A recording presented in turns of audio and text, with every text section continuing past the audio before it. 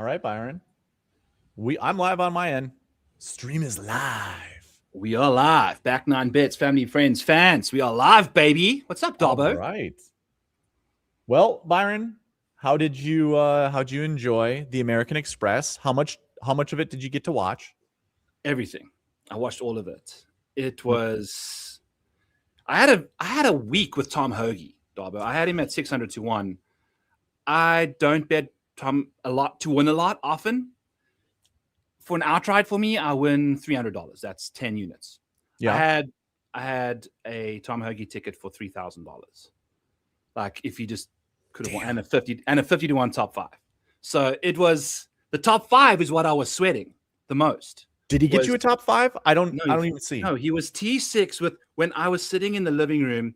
He was T5 waiting on the tee box on hole 18, and Matt McCarty hit an absolute piss missile on 18 to like 3 feet to go into a tie for second and turn what was T5 into T2. And then Tom hit it into the moguls down the right-hand side, made bogey. Then I got my top 10 chopped, which was a 25 to 1 top 10, which got turned into a 12 to 1 top 10 because of that last hole, dude. It was a monster swing for me, but it was fun. It was fun watching. Scottie is a problem, bro. I love it. Hey, our preview of the 2026 season. Do you remember what I said? Do you happen to remember what I had said? I said by the end of Scottie Scheffler's career, he'll be known as the best golfer of all time.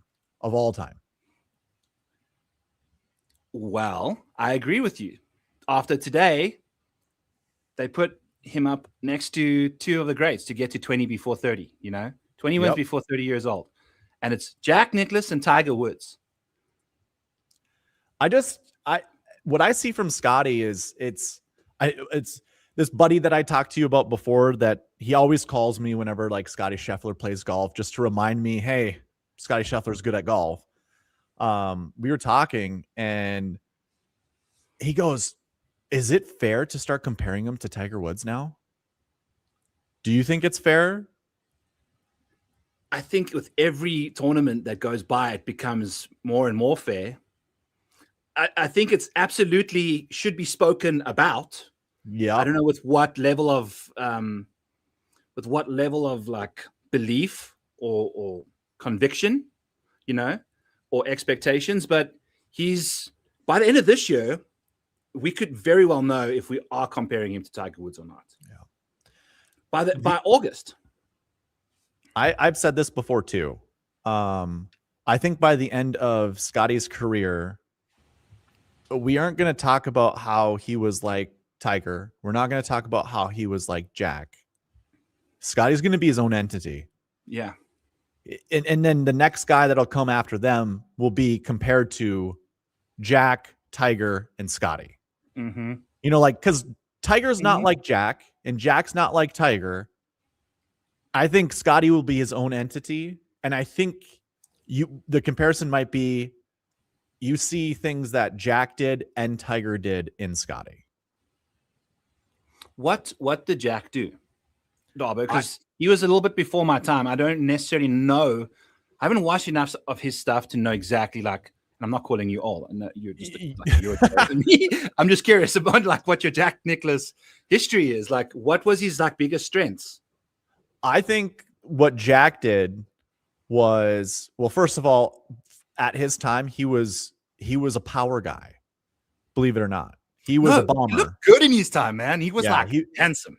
Yeah, he hit the ball. I mean, he was when he came on tour, they talked about how the young guy can really mash the ball.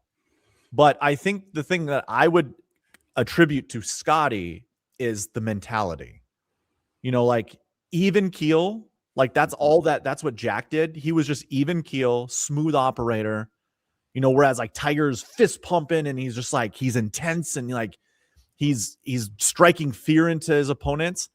I think how Jack went about winning tournaments was just ho-hum, yeah. The giggle fest that Scottie does.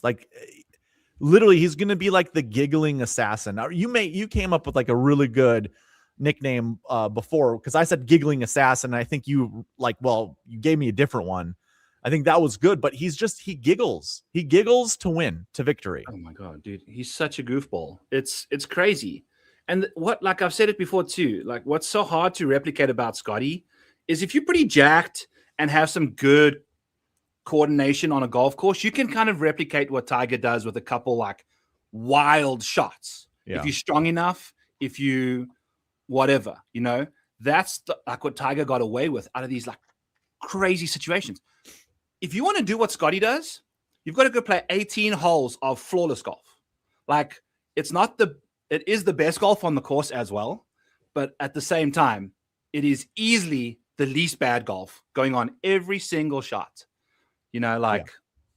It's he fractionalizes everyone out of the tournament. It's like you're sitting in the same room and he's smiling at you and just sucking the air out so slowly that nobody but him knows it's happening. But now he's done it enough that we do know what's happening while he's just giggling away. He's just suffocating the room from oxygen. And then Siwoo Kim forgets what he's doing on the beach. So like that's the thing is like I almost knew. I had a bit of hope that Siwoo could get it done today, Darbo. But at the same time, when Siwoo said, I'm just going to go try have fun because the last time I played with Scottie, I felt like I wasn't good at golf. I missed that. He said that? Yeah. Yes. When did he say that? Before the tournament? Or before the fourth round? I think he said he was just going to go have fun. After the third round? He said the second part right then, but he definitely said it after the CJ Cup Byron Nelson. So I think he was also playing with Scottie then. But did he say this after the third round, like yesterday? Yeah, before the final round when it was him, Blades. Yeah, he was out of it. Yeah. Oh yeah, I knew he was out of the moment he said that. But yes, he started off good. He started off fine, and then Scottie started taking more and more oxygen out. He started cranking the valve, which was impressive. Like, obviously, he's really good at golf. Obviously, but what was the consensus that everybody was saying this week about? I would much rather pick Scottie at a major championship versus picking him at this putting fest or whatever, something to that effect. It's like, okay, so he's done this now at the Byron Nelson is. This is where he did the minus 31. Yep. And if it wasn't for a double bogey on 17 today, Scottie could have been flirting with 30 under again. So it's broke the all-time scoring record at that tournament. It's like, so Scottie can win in all facets of scoring. If you need him to score more get more birdies than everyone else, I think he's always going to be in the top 5 of birdies in a tournament. It's just whether or not does he get bogeys or worse, because he's really good at avoiding bogeys. Oh my God. Well, yesterday he had a bad day around the stadium course in a bit of breeze. And it was mainly to like a couple bad putts here and there as well, where Scottie made his 2 bogeys of the tournament, right? That was all he did yesterday was the 2 bogeys at the stadium. And it's bananas how in control of his golf ball he is all the time. All the time. And Darbo, I want to mention, so you mentioned his weakness, like putting, like it used to be. Now he's at Putting Fest. He's like one of the guys. What did Scottie gain this week? He gained a stroke putting. That ranked 19th in the field. That's more than enough for him because he was in the 2 rounds, 4th off the tee and 43rd on approach. But I'm sure elsewhere he was dominating. I was listening to PGA radio after the tournament. So like I was driving most of the day today and I didn't get really a chance to watch Scottie play, but I was listening to PGA Tour radio. And I listened towards the end where I don't remember who was interviewing him, but it was like, you hit 8 shots inside 6 feet or something like that today. I pulled it up on X. I had a tweet that he hit his first shot. The closest of the day was 13 inches. Then he hit 2 more to 2 feet. And then he hit a 4th one to 4 feet. Like, so he at least hit 4. So it's 5. At least 4 inside of 4 feet. Like, from 90 and out. He hit one he hit one from 188 to 10 feet, which is also like insanely good. you know, like I'm when you trying to think about find that wasn't yeah. his best shot of the day. There was 4 better than that, like the 10-footer, you know, like he gave himself Insane. 4 free birdies. Insane. Okay, but what I was getting at here is if you go and check the driving distance for this week, Yeah. Keith Mitchell, who's one of the best Do you have drivers data of golf up right now? yeah. Do you want to just share it? Thank you for that. Keith Mitchell, Michael Brennan, Yes, my boy. Scottie Scheffler.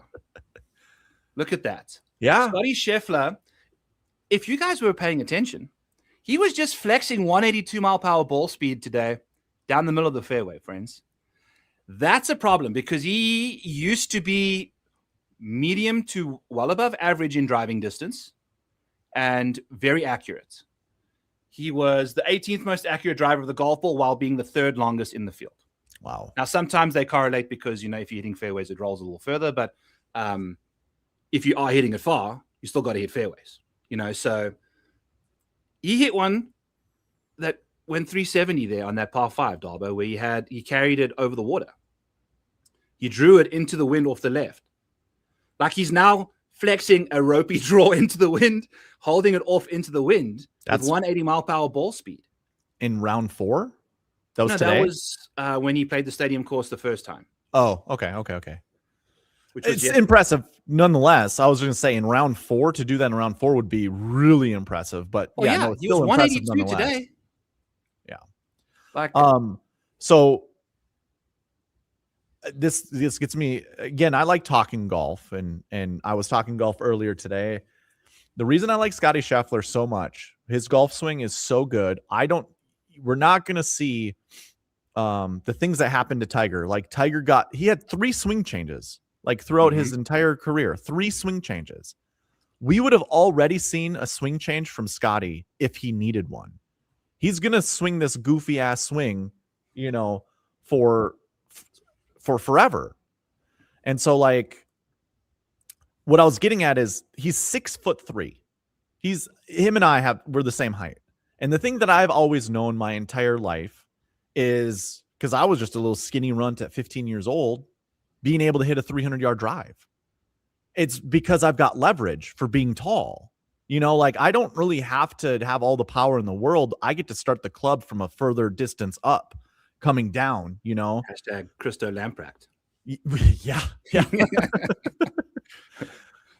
Give Christo longer clubs and that guy would break records upon records. Yeah. But anyways, what I was getting at is like, because Scottie has such great face control throughout his golf swing, he really doesn't have to swing harder.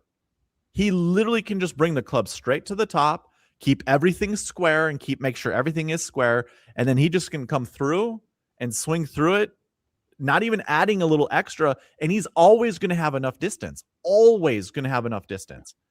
And the fact that the thing you just mentioned was he had 182 ball speed? 182 mile per hour ball speed today with like a little butter fade down the middle of the fairway. Yeah. I think it might have been 15 when he hit it like 340. It feels like then, because like, you know, we can look at how far a golfer hits the golf ball. We can always look to see, oh, he hit it 320, he hit it 330, he hit it 340 or whatever. Ball speed and club speed are the things that you really want to measure, because that is what the golfer has control of. You know, when the ball lands on the fairway or wherever, you have no idea where the ball is going to go, how much it's going to roll out. So distance doesn't really matter that much. But if you're telling me Scottie can get to 182, you know what, Byron? I bet you anything he could get to 185, 186. That's he was just feeling himself down the stretch there, and a little adrenaline, you know, right before he dunked one in Alcatraz's pond. But like 182 mile per hour ball speed it's elite, dude. It is. 180 is the new 170, let's be honest. But like the thing is, it's gonna be hard to stop this man now. I think also what he is aiming for is the US Open, obviously, to, you know, cinch the slam. Yeah, that's what stands in his way the most.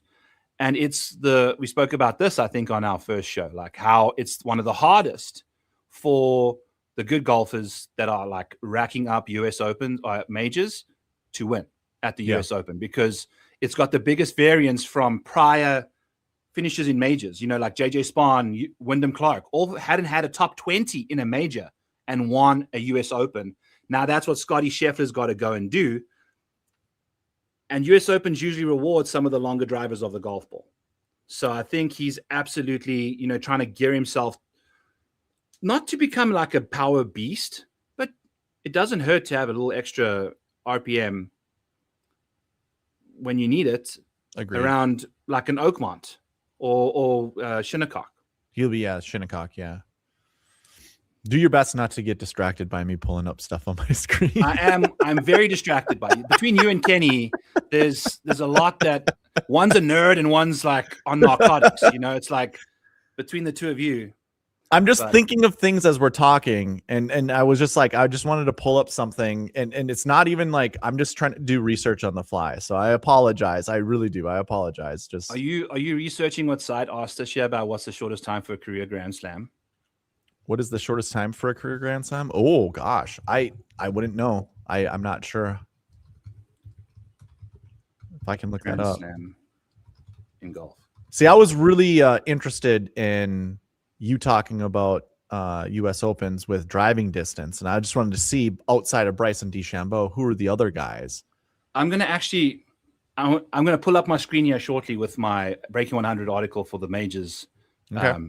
Futures. I did a US Open little snippet, which is kind of cool. And I looked at who the US Open guys were to have thrived in those majors.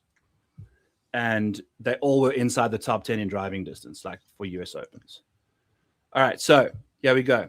Here's my Breaking 100 article. You can find it on Patreon. It's free. Breaking 100, it helps you break your $100 bill across all the different bets for futures market. This last week I did it for the American Express. So this is what I was talking about, Darbo, when it comes to the US Open.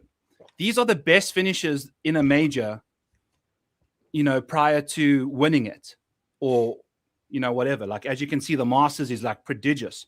The Open Championship. If you haven't had a first or second in a major prior to playing the Open Championship, you're done.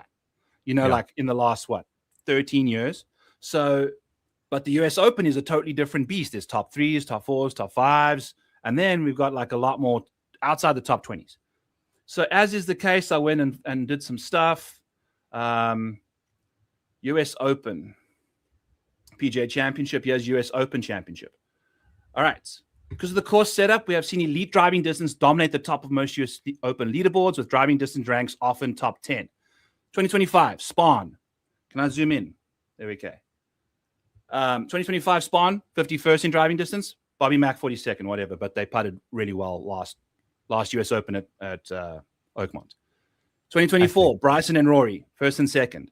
Wyndham Clark, Rory McIlroy, LACC. Fitz, Scottie, Zalatoris, 16th, 10th, and 27th in driving distance in 2022. Rahm at Torrey, 8th. 2020, the year where Bryson was number 1 in driving distance and just demolished everyone. So in the last little while, like if you aren't top 10, you know, there's usually a good chance that the winner's inside the top 20 in driving distance, which I think Scottie Scheffler would definitely be. Could we also make the argument that that list of golfers that are top 20 in driving distance are just elite golfers? You know, like. Right. Absolutely. I agree. I mean, they are the best golfers there, but again, like a Wyndham Clark, his game, he's not elite, and like his major record wasn't elite, but he did well that week. He drove the piss out of the golf ball, you know, like. Agreed. So, yep, 100%. I agree with that. And like, if you think about how these guys win these tournaments, it's because they like. If you think about Bryson, you think about Fitz at Brookline, you know, like the stuff that with power, you know. But anyway, shout out Ben Griffin. 60-1 to win the US Open this week. So I'll put this over here. So yeah, I added Patrick Reed to this as well, friends. Here's I was researching this. Yes, see. Gene Saracen did it in a 13-year span. Ben Hogan did it in 7. Gary Player in 6. Jack Nicklaus did the Grand Slam in 4. Tiger did it in 3. Damn. Masters 1997 to the British Open in 2000. And then Rory took 14, the longest of them all.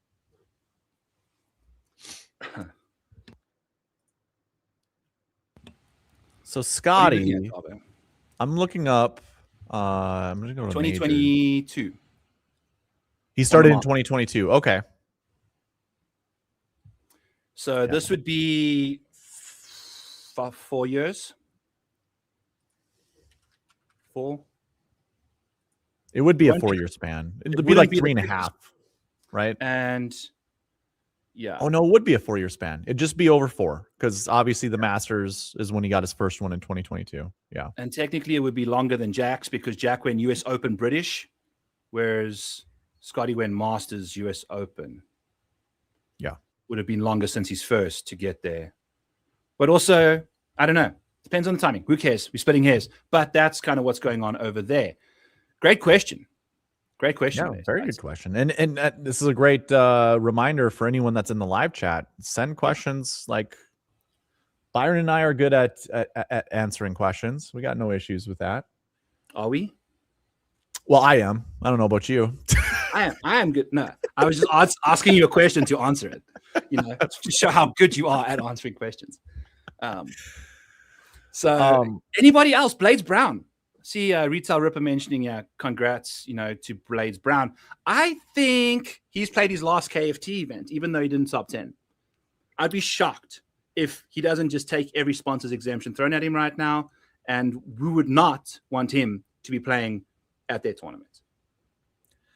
You know what's interesting? He shot that 60 in round 3. It was round 3, right? I think it was round 3. He was on Bryson DeChambeau's YouTube channel trying to break 50. And they were literally talking about strategies on scoring really low. Could we give Bryson DeChambeau some credit to help Blades Brown? No, really low scores. No. Why not? Why not? We can give him a little bit of credit. I bet you Scottie Scheffler gave him more pointers than Bryson did in the YouTube video today. Like, I listened to every single Blades Brown comment, presser afterwards, his interviews, because that kid has got a head on his shoulders that I think rivals Scottie's, to be honest with you. You know what I'm saying? Like when it comes to just being like you're playing a video game with your own body out there. You're completely in control of what you're doing. Afterwards, he spoke about, dude, it reminds me of when Max Homo tried to play the Open Championship at St. Andrews paired up with Tiger Woods. Like we all knew he wasn't going to play well, and he didn't. Like this was the same thing. Like Blades Brown is 10 years younger than Scottie Scheffler. Like Scottie is arguably his idol. If you've been watching golf over the last, his span, this is exactly when Scottie's gone on a run. Mm-hmm. And he got to play with him today to try and win a golf tournament, dude. Like while Siwoo Kim's just throwing up all over himself for the first 9 holes. Like that was a lot of stuff going on. So I didn't really get to, like I said, I didn't get to watch anything. And I didn't hear anybody on the PGA Tour radio talk about how the interaction between Scottie and Blades Brown, like how that was happening.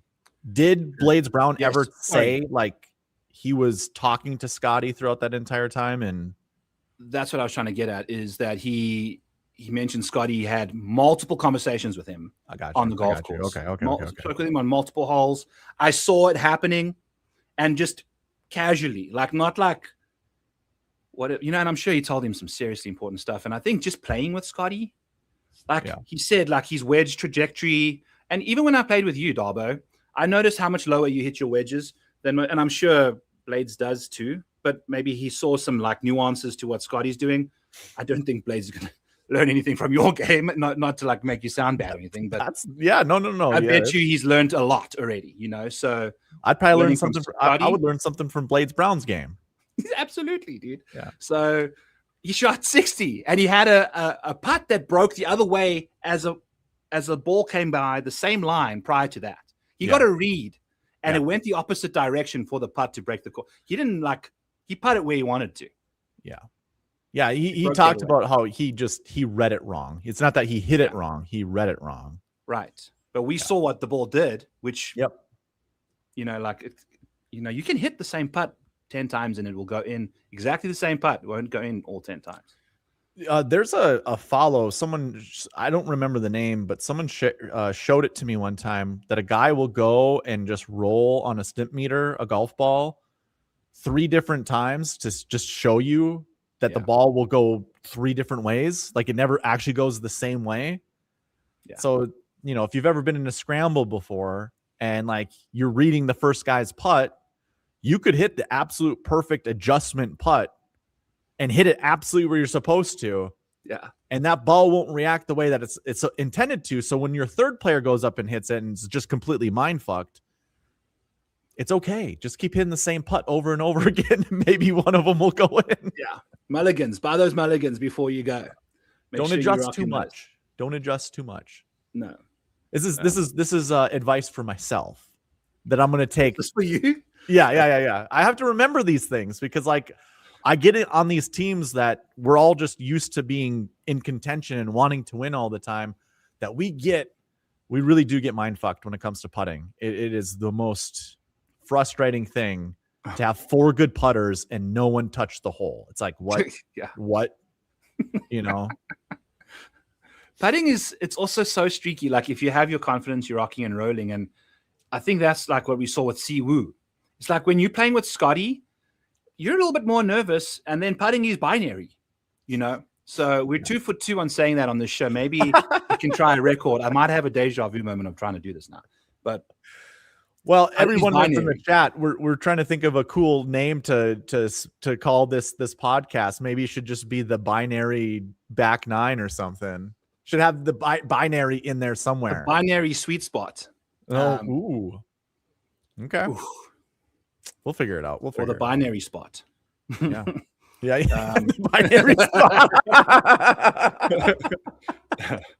That's good. I'm not entirely sure what the DNA of the show is either yet, so we can crack a couple crudies. Just recapping, talking. Yeah. To continue down the Scottie route, 14,200 for DraftKings. 14.4, I think, today in Showdown. So yeah. Showdown to me, I haven't really gotten into much. I will eventually, but I haven't. Because it would be fun to do a bucket system and stuff for that. Yeah. Just to like I've said this to you. I know you have. Yeah. I know. But when so I wanted to mention this to you because you and I obviously we literally from Monday to Wednesday late at night, we are just putting down as much information as possible. Or we're first all-time salaries. What's that? Pull up Scottie's all-time salaries while you're speaking. Okay. So you and I put all this data, we research it, we put it together, we scrape it, we analyze it, and then we throw it to our, I put it on my website, you put it in your Discord and your Patreon and stuff like that. Monday morning, this is what I'm trying to get at. Is like Monday, I would have told you I'm not doing Scottie Scheffler. Yeah. Just based off of just looking at salary and just being like, there's no way, man. That's too much money. And, like he doesn't do well in these types of tournaments. So that's too expensive. Tuesday comes around and I'm actually more confident with that phrasing where I'm like, yeah, no, Scottie's not going to win this tournament. And when I'm building lineups for people, nobody's choosing Scottie either. And I'm like, yeah, that's perfect. That's absolutely right. We shouldn't play Scottie. Wednesday comes around. I'm doing a little bit more research and I go, every time that Scottie's over 14,000, the best lineup to build is either a 10-9-7 with 3 6s or a 10-8-7-7 with 2 6s. Your optimal lineup this week had Scottie Scheffler in it, and it wasn't even close. It wasn't even close. Here. Well, he ran away.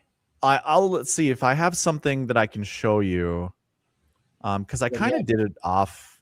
I just did it really quick. So I bet you I can't really. While you're looking, he had what? Today he had 2 bogeyed, so he wasn't bogey free.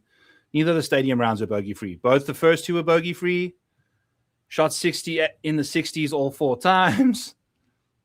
Here, if you can share the screen right now. This is the optimizer that I have, and this is the optimal lineup right here that's on the screen. Has Austin Smotherman in it. Yep, from the Corn Ferry, man. He's been playing well on there. So it's that translating.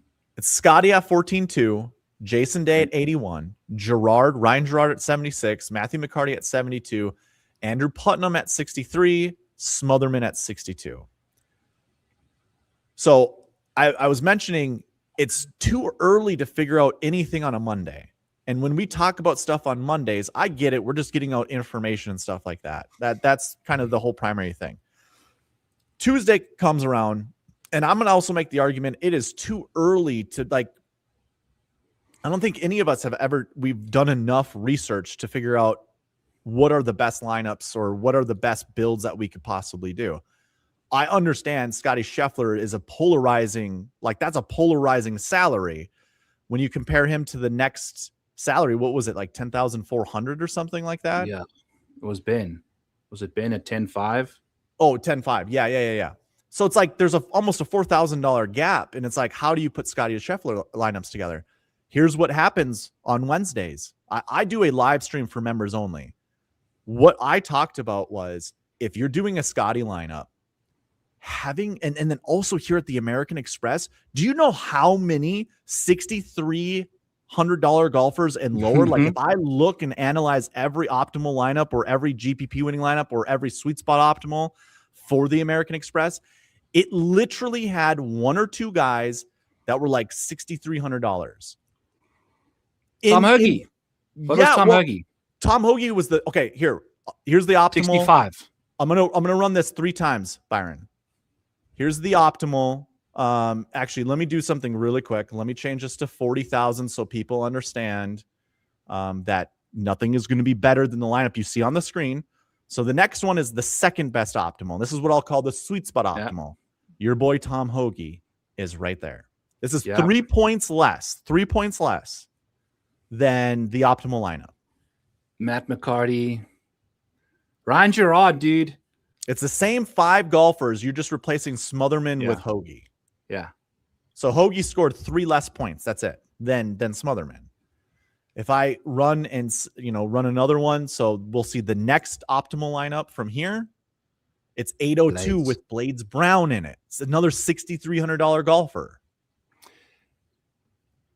It's insane that it's got everyone with the second place. It's the first 6 people on the leaderboard. Yeah. And so Wednesday night, so what I do Wednesdays is I will really dig into the information and try to figure out what are some edges, what are like some things that we can take advantage of. And like this tool that I've created, the bucket system, when I go down here, it's got the American Express loaded in. But when I scroll down and we take a look right here, if I just put in like the $6,000 range, it's like just 6,000 to 7,000. Okay. And then just look at the top 10. For every year, and I understand maybe that's going to be difficult. Maybe I'll just go year by year. But if we go 2020, like 2025, you had a 6,000, a 67, and then a 69. Go to 2024, 63, 65, and your winner was 65. But look at 63, top 3. Mm-hmm. If we go to 2023, insane. I did put 7,000 in there, but like 66, 69. So we have a couple 6K golfers there, so not so much there. But 61, Paul Barjon. You got Lee Hodges at 64. Maybe I had this at top 14 place or something like that. And I'm actually going to change this to 6,900 now. Because I think, like, I went through this with all my members just to show them, like, all the $6,300. Yeah, like, in 2024, look at 61, 62, 62. This was a tournament that was so perfect for just grabbing your low-end golfers. But when you look at the low-end golfers, like, some of these guys have been on tour for some time. And sometime, I mean, like, 2 years or more. Yeah. My optimizer and the model that I created loved Andrew Putnam. First of all, it loved Michael Brennan. And just to show you something, here's your GPP winning lineup. So it had Putnam in it. It had Eric Cole, of all people. Let people down big time today, though. The optimal lineup scored. Yeah, the optimal lineup scored 808 points. So 756, the difference. You had a ton of room to still beat this lineup by starting with Scottie Scheffler and just understanding that you could put a couple $600 or $6,000 golfers in your lineup. Like this guy had 3. And like I told you, like what I saw when Scottie is over 14,000, the best lineups to go with is to either go 14-9 to a 7, 3 6s. But this guy right here has my boy Michael Brennan in it. Yeah, $6,700. So like, first of all, I'll say this. This week was such a, oh my God, I got beat on a lot of my like winner take all contests that I like to play in by guys who only had 5 players to make the cut when I had 6. Oh, wow. And in my league that I have, one guy beat me only having 4 making the cut when I had 6 making the cut. I didn't have Scottie in that lineup, but it's like, I mean, so the argument or the conversation is going to be, it's like, when are we ever going to see this again where Scottie just boat races the field? Soon. like again, this year, for sure. Yeah. And it's like, it's hard to argue like that's not going to happen again. You know, I was thinking about like betting Scottie to win by 3+. Like if you can parlay him to win by X amount. Yeah. You know, because I think this is like his 7th win by 4+ shots or something. Wow. Ridiculous. Wow. Like he was up 6 before he dunked it in the juice. Like he doesn't do that ever. You know, like if he's on pace, like with the guy leading, he's not hitting it in the water there. Like he was up 6.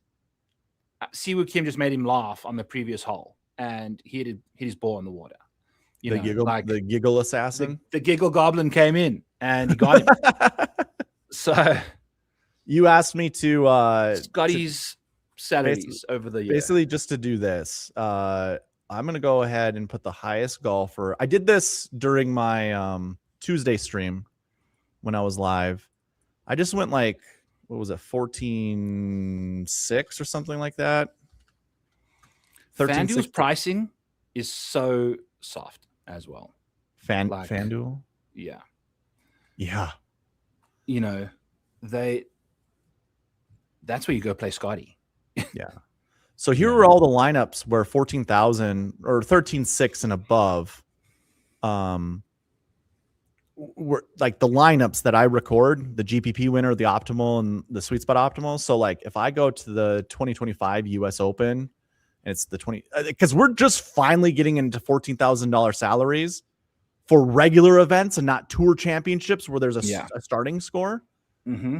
So if I go into the 2025, not Wyndham US Open, and was it the GPP winner?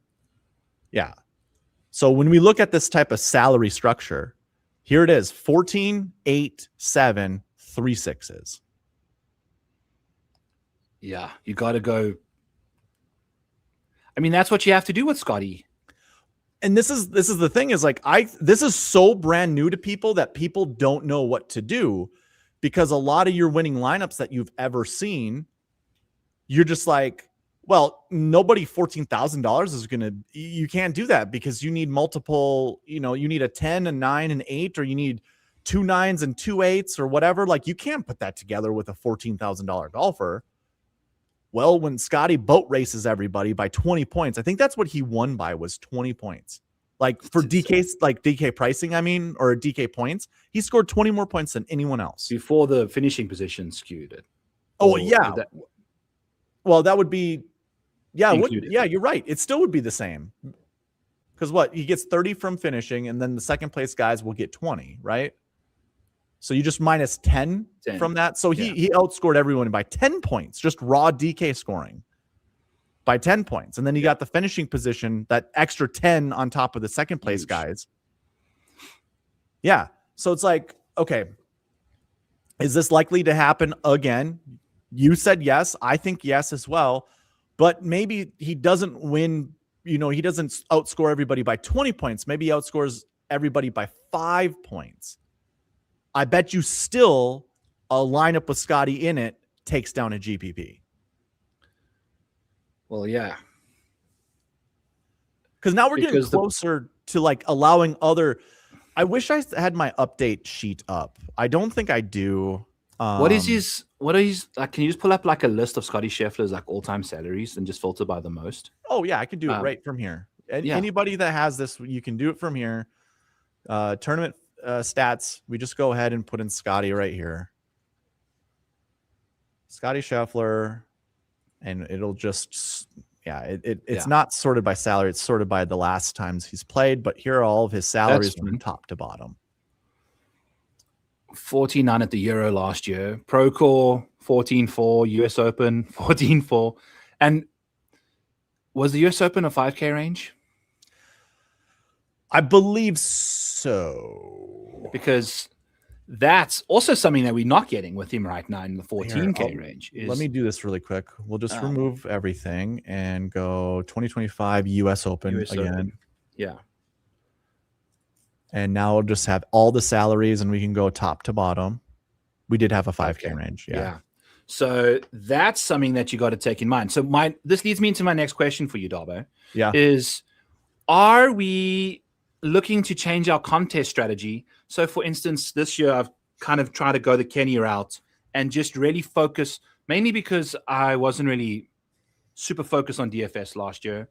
I was more focused on just everything else in my life. Mm-hmm.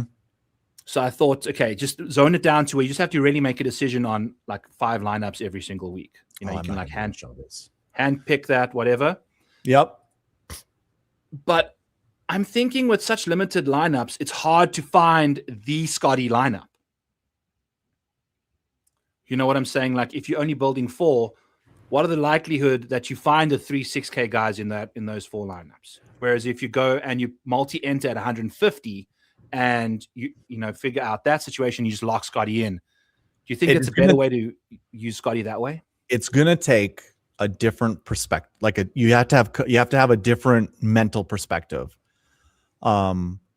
Because one, it's very difficult to ignore salaries. Like I think when people grab 6K golfers, it's like, and rightfully so, I'll agree with this before even saying it. It's like that's the bottom of the barrel of golfers. It is. And that's why they're priced there. I don't know if I can't play Andrew Putnam. Like if I'm making 20 lineups, I might only want to put him in one lineup because he sucks. He's a bad golfer. And this is where I've had this kind of evolution of building lineups where there was a point in time I was just conservative. I wouldn't grab anybody in the 6K range until I started doing the research and seeing that there's a 6K golfer inside the top 10 almost in every single tournament. So then I was all gung-ho about like, I need to at least add one 6K golfer in my lineup, and it's got to be anybody. It's got to be anybody. Yeah. And it's like, then I sucked. Well, first of all, I'll say this. I actually hit a couple GPPs, which was awesome. But then I lost more, like every week I would lose more weeks than I was before when I was being conservative. But then I won more money. So that was more, but it's still like it's a psychological thing is when you lose more weeks, let's say, and this is what like Pat Mayo and them talk about. It's like, you just need to hit the one winner to pay out for the rest of the year. Yeah. But when you get to the end of the year and you haven't hit that big winner yet, it's like, well, then it's going to happen soon. And then when it doesn't happen, it's just like, I lost so much money this whole year. Yeah. And so that's the problem. Now, I'm sorry, I'll just to tie out this year now, it's just like, I'm only going to play 6K golfers that have upside and not just any 6K golfer. Like Adrian Dumont Deschasar or whatever his name is. I forget. Well, that was well done. It's a hard name to say. I forgot if it was Du as in DU space Mont. I knew he had like 4 names or whatever, but I don't want to play him ever. Like, because he's one of those 6K golfers. And listen, I'll play him at the ISCO, but I don't want to play him any other time until he starts becoming more consistent. So far, it's been a good start to the season. I used a random name, but I'm basically just saying, like, okay, get back to my question. Okay. Contest strategy. Which way are you going? Like, if you were me, because I know you enter a lot. Usually. Yeah. So this week for me is kind of a mind fuck, because again, I feel like gut reaction or gut feeling is you don't play Scottie and you just go more conservative. But if you're playing Scottie, you got to be okay playing 3-6Ks. And I think that's what you should do. Yeah. And I think that's where you can, like, it takes the research out of the top of the board. You know, like, you just lock in your guy, and then you go searching in the bottom of the barrel for guys that are $6,000 that should be $7,000. And if you're going to have a lot of those guys in there, so if you can scoop up value every single time.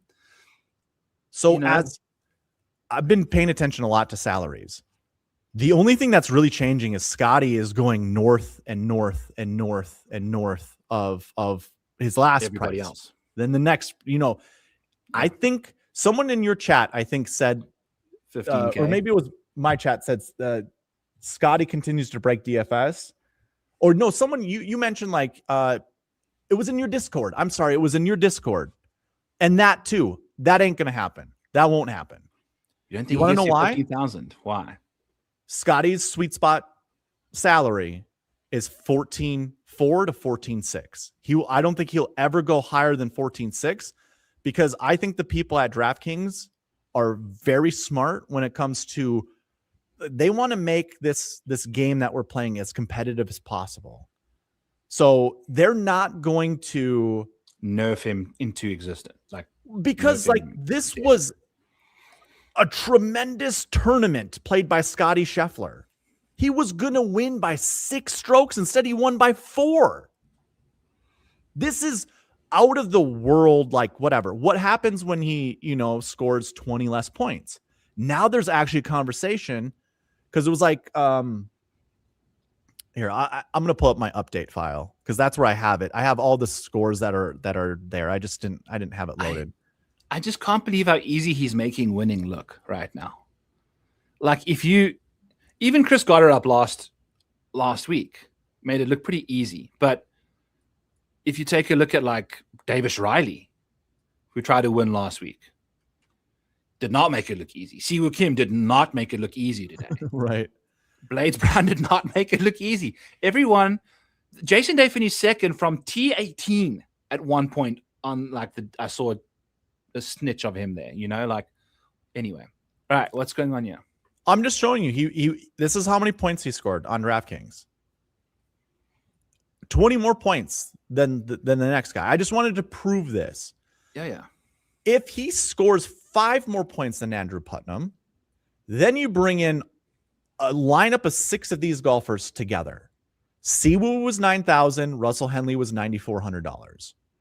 So why I think Scottie's salary is now in the sweet spot of where it should be for him, you know, being at his price point, or him being, you know, in any field basically, is if you remove 15 points from that score, which is 5 birdies, you know, he actually probably doesn't win the tournament in that case. But either way, let's just pretend he's just, for whatever reason, he's got 15 maybe less he doesn't points. make a double on 17 if he doesn't make those 5 birdies. Right. 15 less points. And you know what? A better way to do this is if I just do it with my optimizer. I'm sorry.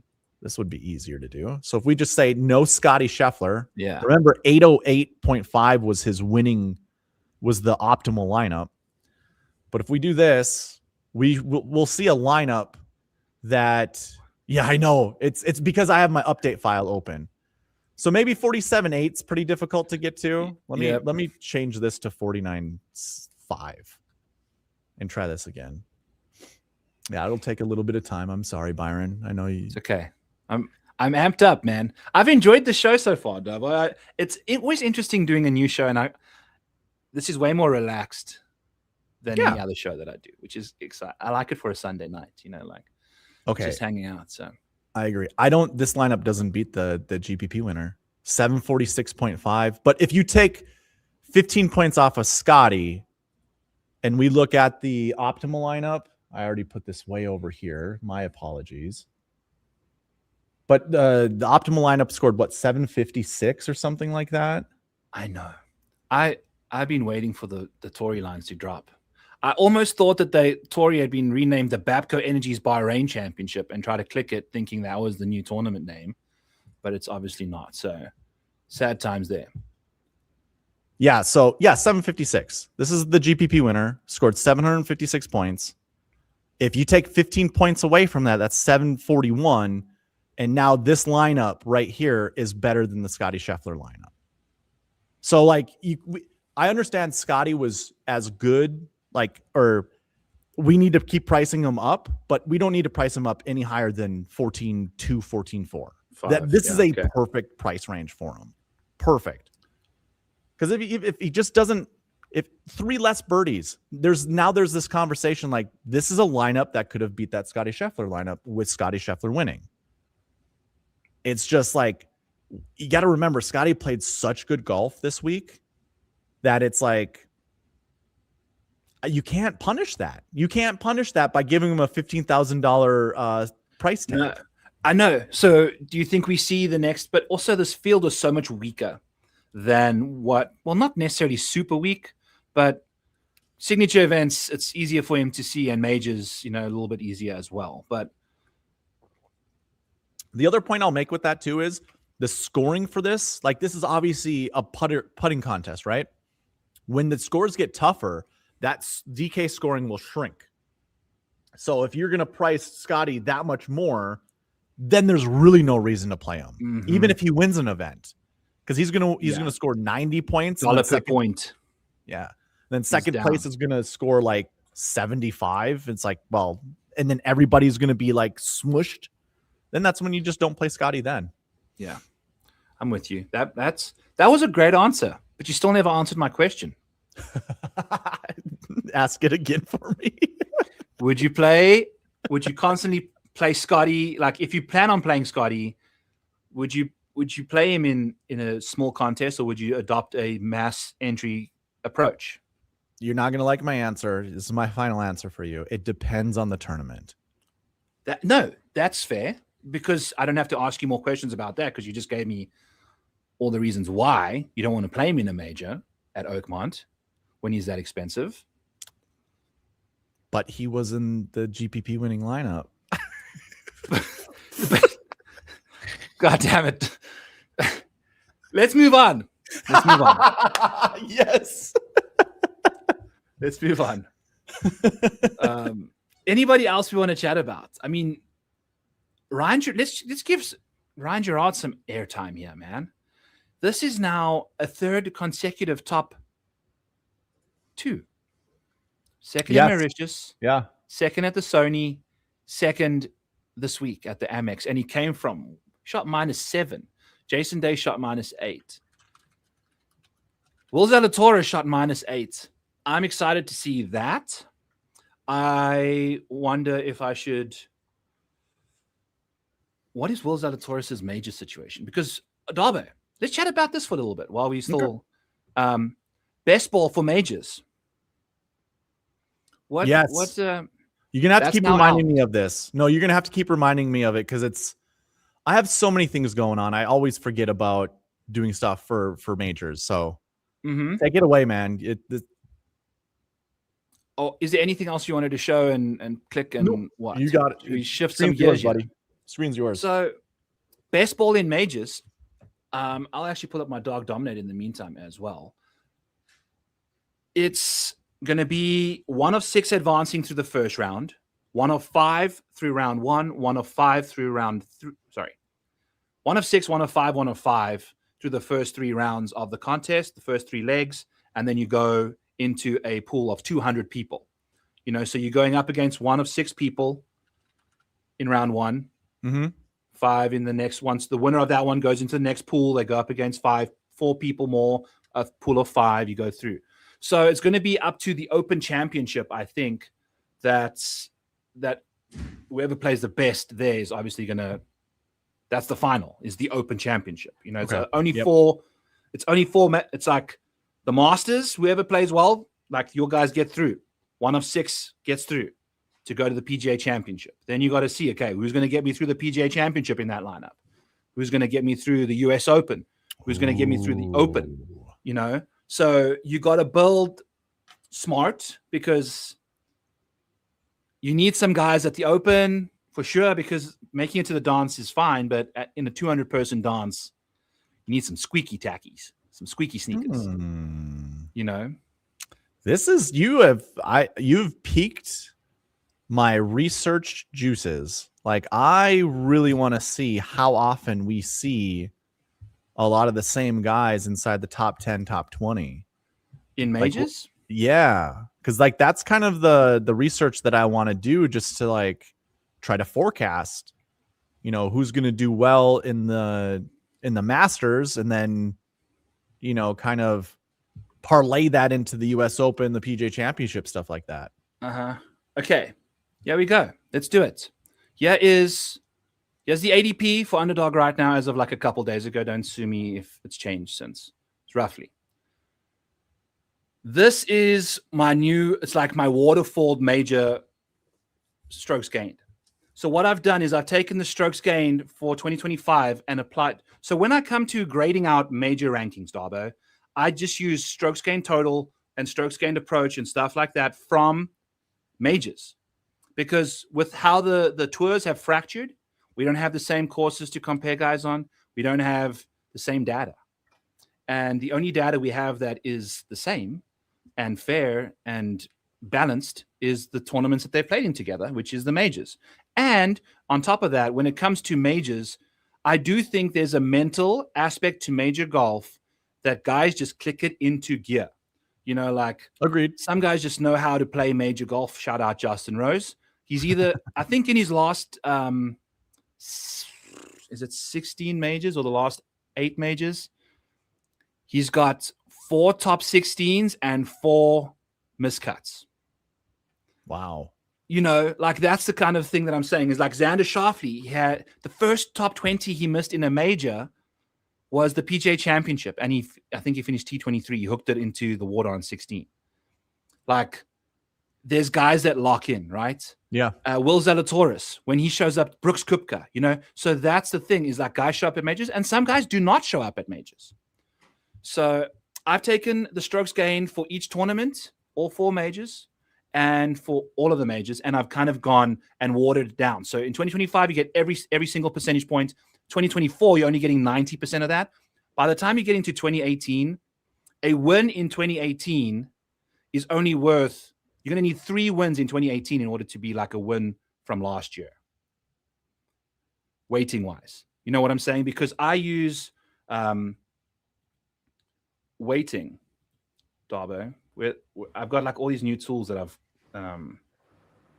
so like, here we go. I use the major finishes to generate a power rating off of their finishes. A win is like 10 points.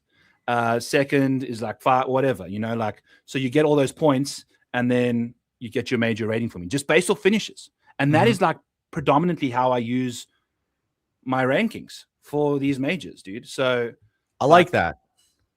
That is like a conversation that I constantly have with people, like, just, you know, it's funny. I was telling my cousin and her husband about my strokes gain video that I want to put out there, you know, and just talking about what I don't really care for strokes gain stats, where I actually like more about finishing position. So the fact that you use finishing position, to me, I'm always going to be a guy that's like, golf, the best golfers get the ball in the hole in the least amount of times. Doesn't matter what, you know, like where they are, they're just going to do it because that's what makes them good at golf. They could have a bad approach game and they're going to have a good around the green game. How are you going to forecast that? You're not. Like, there's a lot of things about strokes gain stats you can't forecast. Finishing position just shows you the dog that's in golfers. Kind of like, yeah. I mean, I think that's why you do your power ranking that way, because it's like that makes sense for me.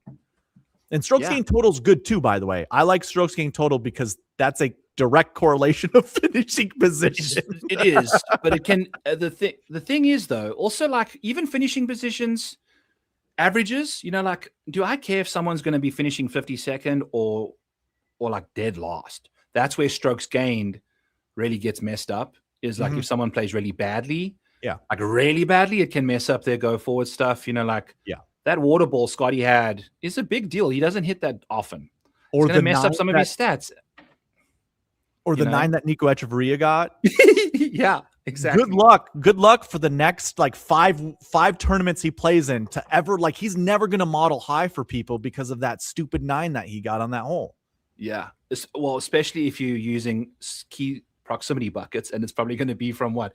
Mainly it came from the drop zone. So like 100 yards. Yeah. 130 right. or whatever.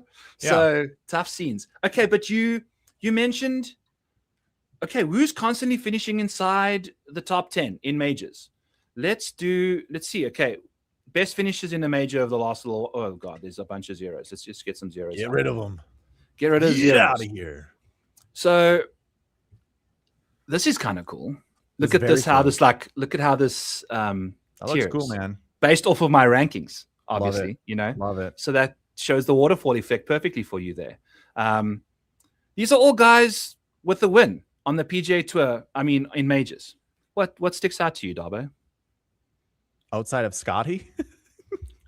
Yeah, we've just done an hour on Scottie. I think we can we can potentially I can keep talking about him though. He's my favorite golfer of all time. I know, he's awesome.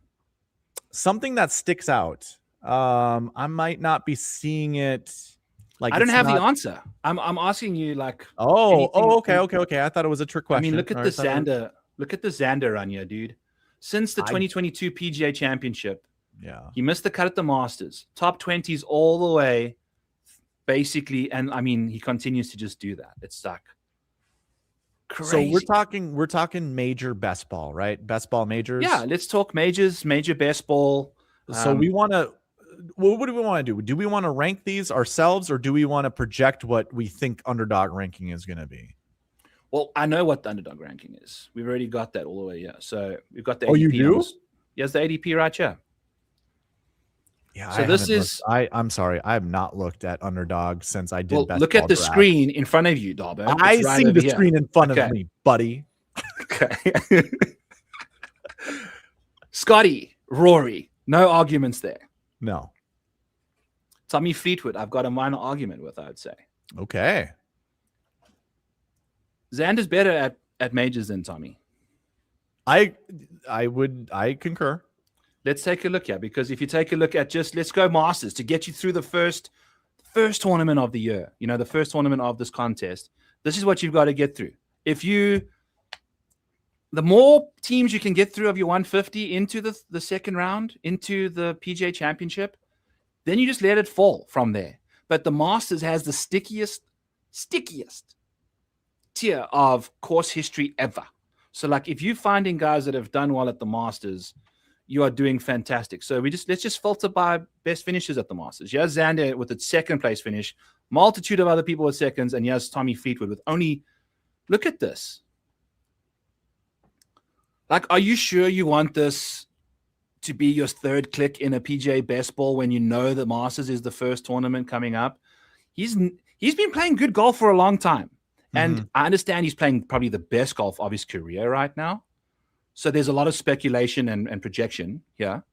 But if you think from a pure course history standpoint, look at Xander at the Masters. He missed the cut in 2022, but he's had nothing but great results at this venue.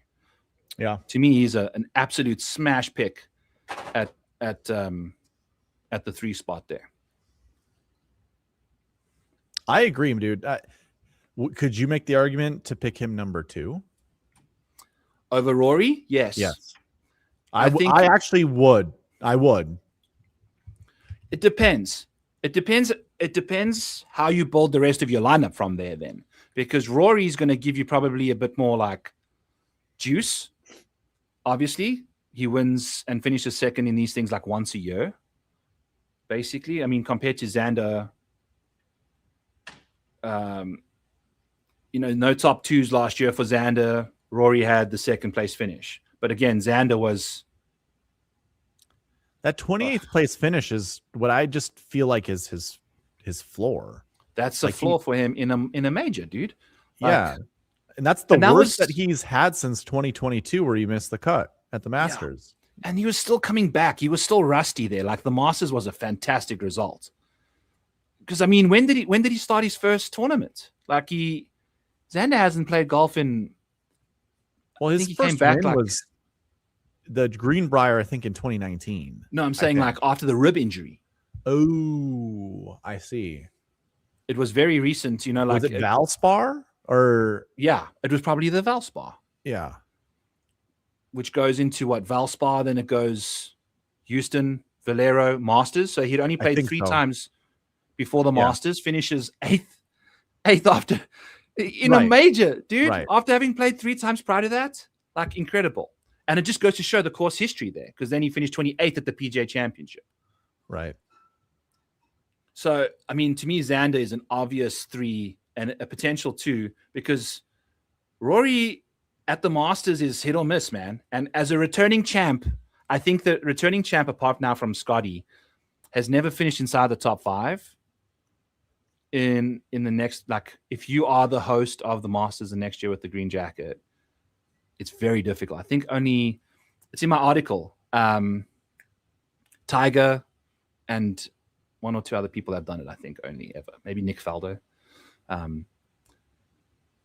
Back-to-back Masters, so like, like, if you're clicking Rory to get in there and he just shows up and he gives you a freaking 22nd at the Masters, that's fine, but like, it's not really, dude. You're drafting him second out of any golf you could ever pick from in the world, playing the Masters.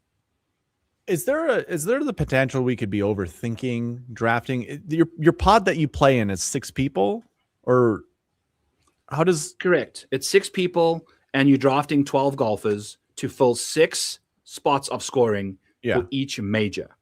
Okay. Yeah. The top score of the pool that you're in goes through.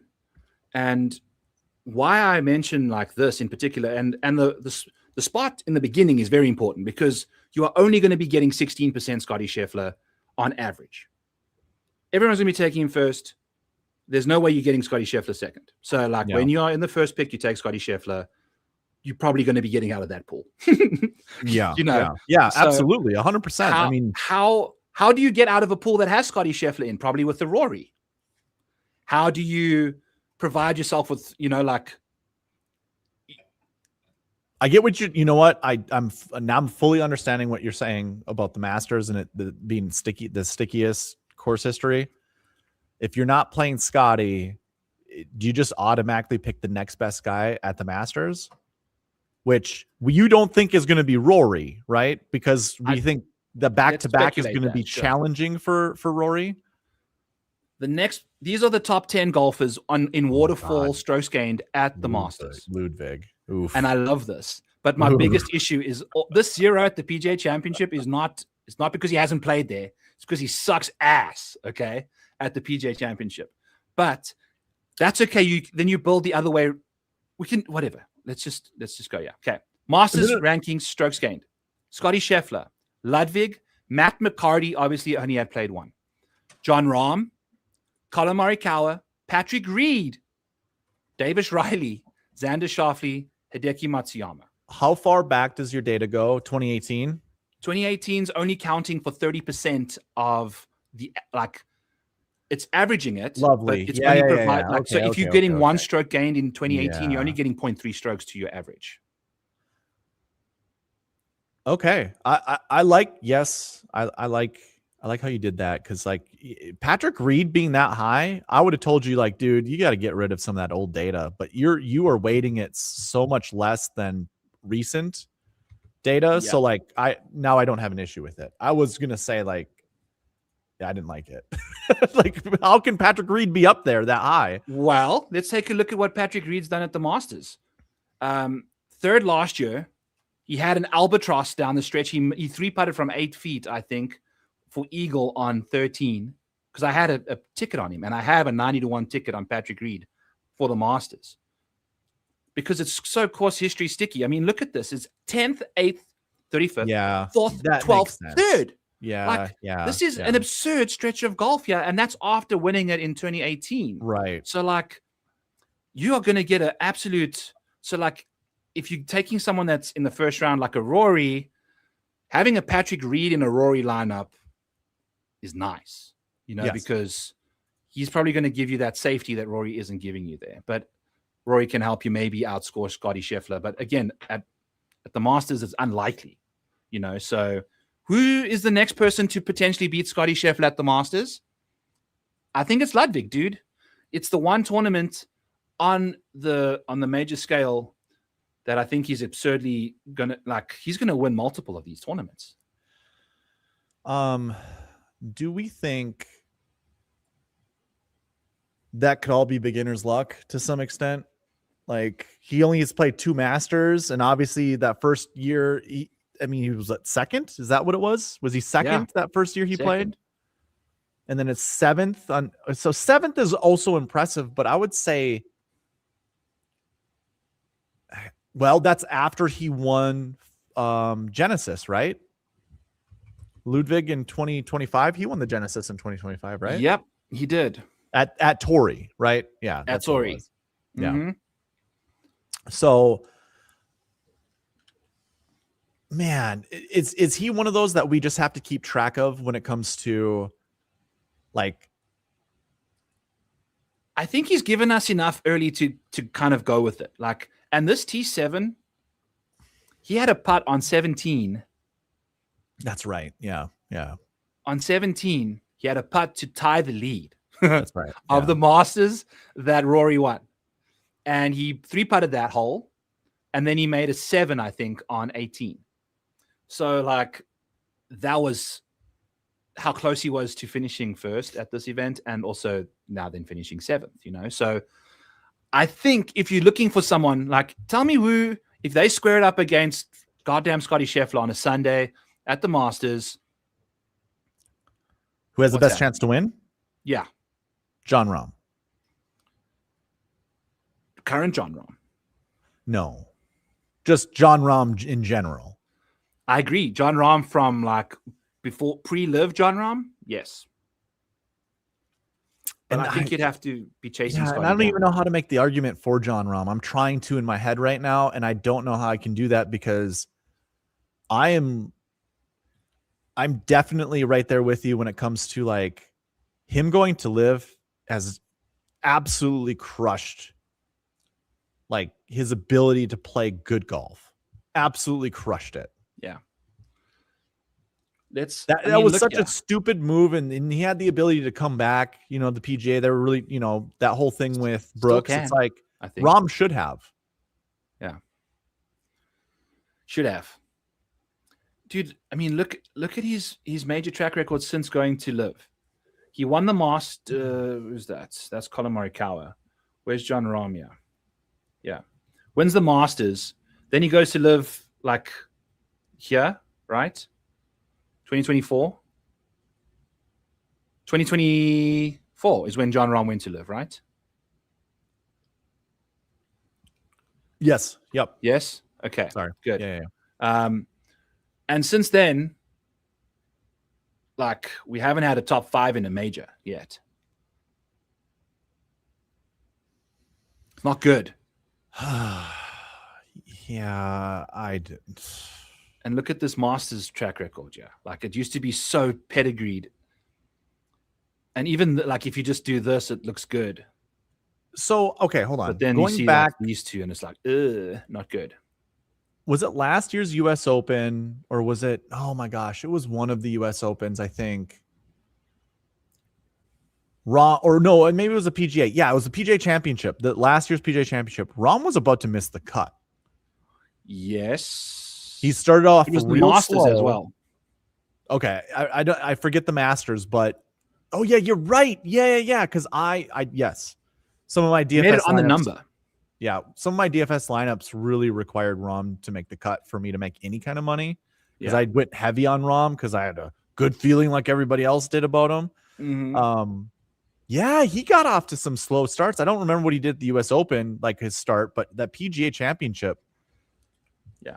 If you get off to that slow of a start, you're never going to win, ever. No. And Not I with think, Scottie in the field. I think that's what Liv does for Rahm. It just he comes out slow. Mm-hmm.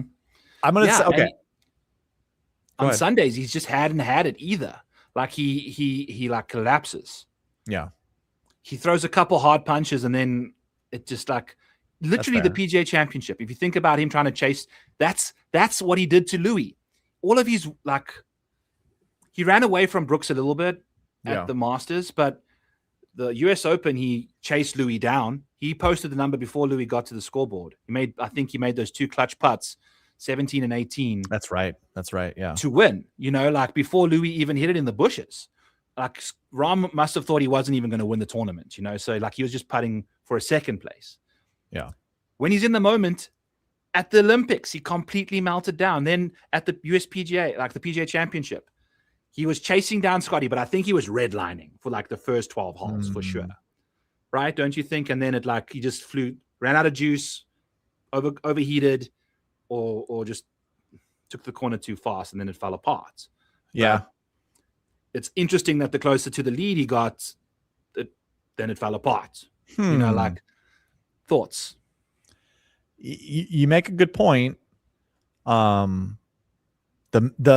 Olympics, when you mentioned the Olympics, that like you reminded me of just how bad that performance was on round 4.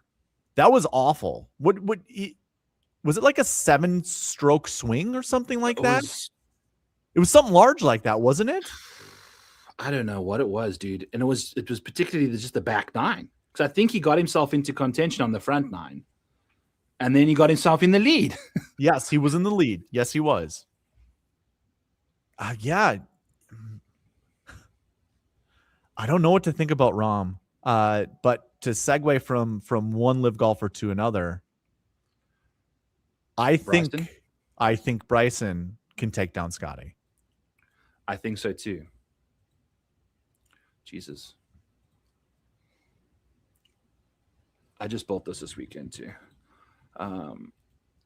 Okay. All majors. Chris got her up. Minimal sample size, whatever. That has a lot. Oh, yeah, that has a lot to do with the Open, though. He's got a really good... for sure. Mostly. I need to figure out a way to kind of, but that's why you got to do like the points, like total major points is good. So that's like, okay, let's just go off of then. Okay. My janky power ratings. I do like Chris Gotterup. I can't remember if we talked about him in our first pod together, but I do like Chris Gotterup. Well, the thing is, I don't know what his ADP is, because 26th. That is like the perfect guy. I don't care how bad he does at the Masters. He's going to play great at the Open Championship if you run this narrative in your head. Like your round 3 or 4, that's where if you can get Gotterup in those first couple like drafts, because I imagine it's going to change. Yeah. So you're going to go, if you're getting him in 24, let's just go with like the 4th pick, or the first pick, Scottie Scheffler, whatever. Yeah, Scottie, then you get back to 12. I'm absolutely smashing Russell Henley, Robert McIntyre, and Bobby Mack for sure. Like, even some Cameron Young, I'm cool with that. Yes, I'll take Victor Hovland if he falls to me at 11 as well in majors. Like, he's going to give you a spike performance in a major at some point in the year. Look at Victor Hovland's major track record. There's a top 5 in the last 4 years. 3rd at the US Open last year, 3rd at the PGA Championship in 2024, 2nd at the PGA in 23, and then 4th at the Open in 2022. Like, to me, that is exactly what you want, especially if you've got Scottie Scheffler and then knowing you've got all your made cuts, all of that stuff. Like, this is the guy, especially as shown you at the Open Championship. He's finished 4th, 13th, 12th, 4th, 13th, miscut, 63rd. Since he's started chatting with the aliens in the last 2 years, things have gone south. But you know what I'm saying? And then it goes around, and then it comes back and you get Chris Gotterup over here. at 26 with Ben Griffin and Colin Morikawa. Like, I'm taking Colin Morikawa over Sepp Straka in majors like a million times over a million. Oh man, look at these two major pedigrees here. Like, look at what Sepp Straka. He's only got this like one finish. Colin's obviously fallen off a little bit lately, but way more consistent in majors for a 4th round pick. Yeah. I mean, honestly, Sepp or Colin, I'd rather pick Ben Griffin. Yes. If you got a Chris Goddard up in your lineup, because Ben Griffin's not going to do anything at the Open Championship. Ben. You say that, but well, at least not recently. He could. Yeah, right. Hasn't made a cut there yet, though. It's not like you're just going to show up there and make your first cut and just like crush, but probably you could. Again, though, he hasn't played many majors, and he had 2 top 10s last year in the 2 US space. And you think about Augusta, that's like perfect for his game, dude. Yeah. Not very accurate. Got some pop. And Cam Smith off the tee, basically. With juice. Yeah, dude, that's oh my God. And the Open's going to be the last tournament. So I'd run with the narrative that Ben Griffin is going to hamstring your lineups because he sucks at the Open. When I think about golf swings, that golf swing that Ben Griffin does, if you got to put layers on, like I would really like to know when it's rainy out or like when it's bad weather, what does Ben Griffin's stats look like? Because if they are horrible, I am 100% staying away from Ben Griffin. Because the Open Championship is going to determine if you win the whole thing for Underdog. Correct. And if you have him in your lineup, that could be a huge hamstring. When you could pick someone like Goddard up, and I actually would choose Sepp Straka in that situation. Now that you got me thinking that way, I think I would. Yeah, I'd much rather have Sepp Straka now that I think about it than Ben Griffin. Just for the Open, but for the other tournaments, yeah, I don't know, man. I have this weird feeling, just like when we were talking about best ball earlier in the year, or just a couple weeks ago, I should say. It's like there has to be a strategy that goes against the grain to some extent that is just going to be more advantageous than, I guess trying to figure out who these best plays are in rounds 3, 4, 5 or whatever. Like are they not going to be determined by your 8th, 9th, 10th round picks? Yes. I think that's the case. And is that going to be more important than getting Ben Griffin versus Sepp Straka, right? Or do you have to get everyone? I don't know. I haven't played this long enough. I don't think you do, because you just need to dovetail it. Like you need 6 guys. Like if you think of it like maybe from a specialist perspective, you can maybe go, okay, I need like 4 master specialists. I need 4 Open Championship specialists, or 3 and 3. In my first 6 rounds, I need at least one person that's got a really good Masters track record, and then some people with Opens. So like let's do this.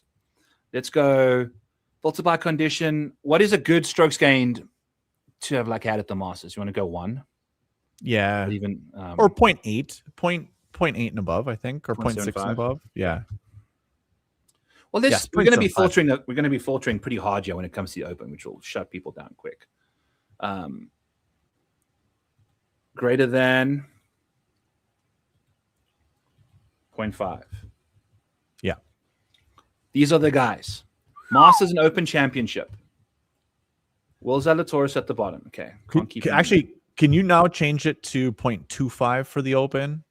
I know that for just the Open, not Masters, but the Open. Sure. Not to like hurt any. Yeah. We've got. This brings up some interesting golfers. Yeah. So Ryan Fox, this is all of them. It fits in the screen and perfect. Ludwig.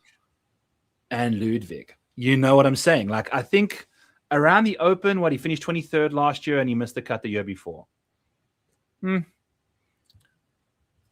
Like, okay, so Jordan Spieth to me at at the Masters and the Open Championship. Those are the two best chances he has of really paying off in a major, right? So, and who's really going to pop for you in your builds, Darbo, at the PGA and the US Open?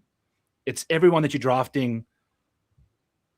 I mean, if you're drafting anyone after round 6, what is the most likely tournaments for them to play the best golf at?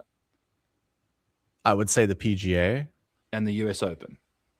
We just spoke about how little experience you need to win the US Open, right? Both of these are like you fill the back end of your drafts with the US Open PGA fodder. Now, I'm not too worried about like Jordan Spieth's US Open track record is pretty bad, considering that's what he needs. And he's not even owed 0 because he's not playing in it yet. Right. So, so this is also the thing too, is like forecasting golfers to do better than what they have been doing and currently are doing. Like I have a feeling like Jordan Spieth is going to like turn it back around because he's finally addressed the injury issues that he's had. He's a full year now from the surgery that he had. And it's like, I feel like if there was ever a time to like be early on him, it should be now. Yeah. Especially for the majors. Well, yeah, but he's only playing in 3 of them. And he's your 5th pick. So he could get in. He could get into the top 50 in the world. Do I have his world ranking here somewhere? No. Oh, on this one. Yeah. Where's Jordan Spieth?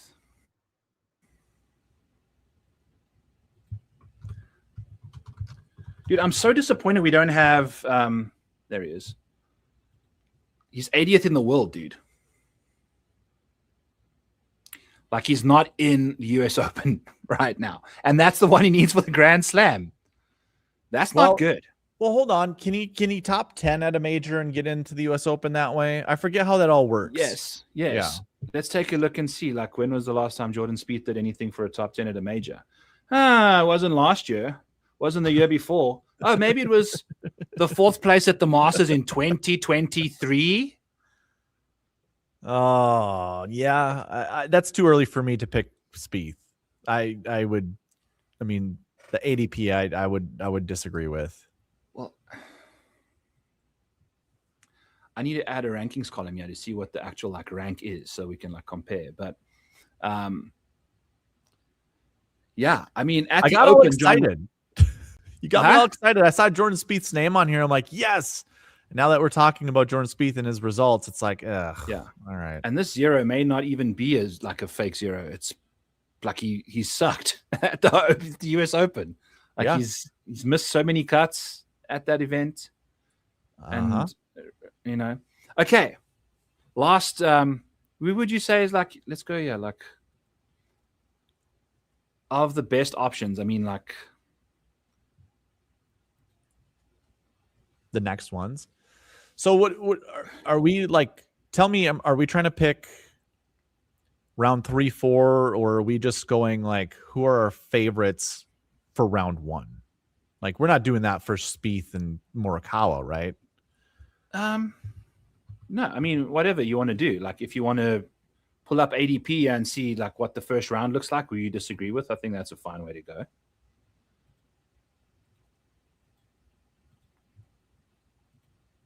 So like in the first round, we've kind of got to the point where we agree. We probably take Xander ahead of Tommy.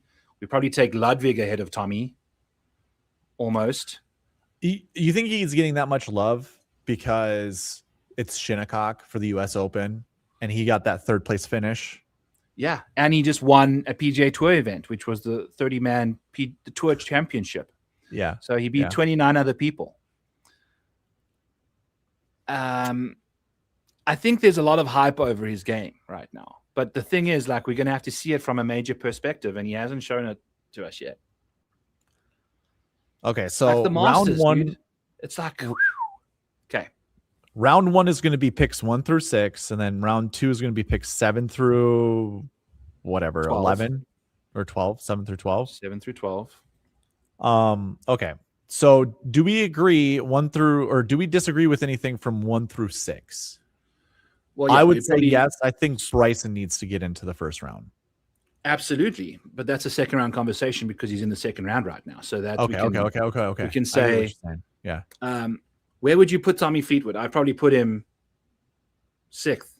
I'd probably put him in the second round, actually. I actually put him, I agree. I put him ahead of Ludwig, but behind Bryson. I'm not a huge fan of Ludwig. Ludwig should be second round, in my opinion. Yeah. I think, like, if you especially getting Bryson in the second round, whose Masters track record has been getting better and better as you look at this. Like, this is persistence, dude. Like, you know what I'm saying? You'll like, finally be able to break par when it's 67 now. Yeah, exactly. So I think he's gonna, and I mean, look at his major track record the last little while.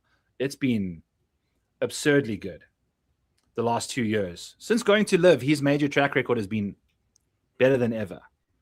So, like, to me, if you take a look at this compared to Tommy Fleetwood, the last 2 years, it's like not even remotely close, dude.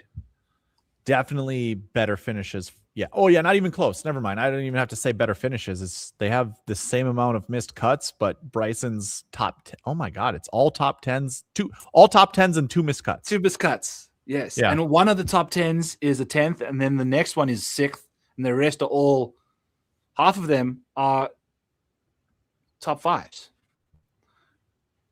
And his career best finishes at the Masters ever. Like, and he's played there a lot. Yeah. So, like, his best finish, I think, at the Masters was his second year in 2019, which is bananas to think about. So, cool. We're going to be doing this a lot, and we can chat. Let's pin round 2 of best ball for next week. Okay. That's fine. We can continue talking. Yeah. Strategy. Want to go to Torrey? Let's go to Torrey. Yeah. It's hour 30. You know, keep it to 2 hours. We chat half an hour for perfect. Torrey, and then we get out of here. Yeah. Okay. This is the janky farmers model that I haven't finished yet, so hang tight. But I do have the course history in here for us. So, and we can use the one and done tool as well to kind of take it. Let's actually start there. We can start there. Yep. Changes to the farmers. And I'm curious as to your strategy on here, Darbo. This is what are you familiar with this thing? No, I'm not. Okay. So this is my one and done tool. This is weighted strokes gained at each event for pretty much since 2018. I probably should have done a waterfall feature to it, but it's just every year counts the same since 2018. If we take a look at who's done the greatest at the farmers, we've got John Rahm, Tony Finau, Hideki, Justin Rose, Jason Day. I'm assuming a majority of these guys will be showing up there, apart from John Rahm. Yep. So this is a great way to see, okay, who's played well at this golf course in the past. And it's also, I'd say, tier B, with Augusta being in its own tier A of course history stickiness. Torrey Pines, typically the same golfers thrive. Shout out Peter Malnati to those of you that care about that. Friends don't let friends pick Peter Malnati. Unless he's playing at Pebble or Torrey. But let's take a look at how does this golfer's strokes gained at this event rank versus the strokes gained of other golfers at this event. Okay, so like John Rahm at the Farmers, why does it look so kinked like that? But at the Farmers, John Rahm, nobody's got a better course history. Obviously, he's number one. Duh, you know? Okay. So you get your ranking there. And then you see, okay, how does that ranking, like your strokes gained at that golf course, how does it rank to your other strokes gained at other courses on your schedule? Okay. Because one and done is all about picking the right time to play your guy, right? So like, yeah, you're not going to be, for instance, say Tony Finau. You're not going to be playing Tony Finau at the Players. If you had to play Tony Finau, you probably play him at the Genesis or the Farmers. You know, like, so that's what you're kind of looking at, yeah, or the 3M.